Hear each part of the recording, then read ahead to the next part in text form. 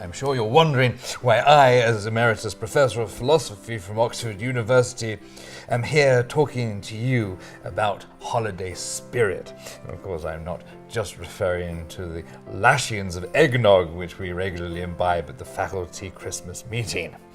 Not, of course, that holiday spirit is unique to Christmas. Hanukkah, of course, is the Jewish festival of lights, so called, of course, because not only are there 8 candles on the menorah, which are lit night after night, much like my uncle, who of course goes down the pub and he is thoroughly lit, if you understand what I'm saying, night after night, although of course he is somewhat of a rogue character himself. I was getting rather off topic there.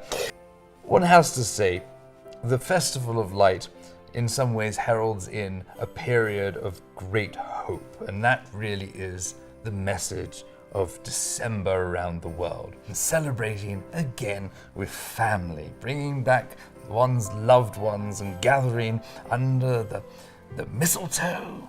Not with the whole family, of course, that would be most improper, and also, of course, most unlikely. And to fit an entire family under mistletoe, one would have to be a mouse, or perhaps a family of voles.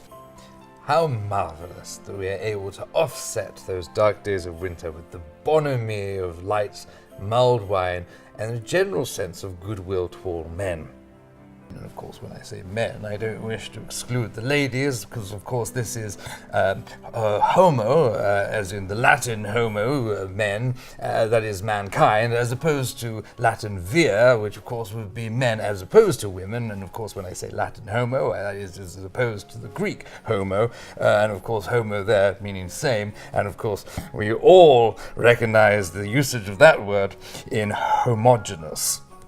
Christmas. An interesting thing about Christmas is that many people nowadays replace the Christ with an X. Is it a shorthand, or is it, as I prefer to think of it, a nod to the Greek letter chi, of course, which of course is the first letter of the word Christos, and which firmly puts Christ back in Christmas. Not, of course, that one could take Christ out of Christmas, otherwise it would just be Masse, but Masse, not Mass, and so that's be more like a Spanish word for more, and of course there'd be more Christ. So really, there's no taking Christ out of Christmas at all. The Romans in Saturnalia would have a festival of several days in which the masters and the slaves would swap positions. Not, of course, literally swap positions, although doubtless the slaves would take the master's chair and the masters would take the slave's chair, so perhaps literally it was. But it's a rather jolly tradition where the slaves and the masters would become, well, not of course that it was jolly in the sense that slavery isn't jolly. The German character of Krampus. Krampus is half goat, half demon, and if he finds a naughty child, he will drag him off to hell, which I have to say, I think I could use as a method of keeping some of my more unruly students in line. More commonly, of course, we associate Saint Niklaus or Saint Nicholas, that is, of course, Santa Claus, or Father Christmas, the Germanic tradition. And of course, who could forget the Tannenbaum, the Christmas tree with its beautiful branches that we still bring into our home year after year, despite the threats of global warming, knowing full well that this is a disastrous way to proceed. And frankly, if anybody looked at any of the data, they would know that this really wasn't something that we could keep going. Of course, one can very quickly point the finger at science and mathematics for the principles of gravity and rotation, which leads to the ongoing repetition of this hibernal interlude, by which, of course, I'm referring to the winter solstice.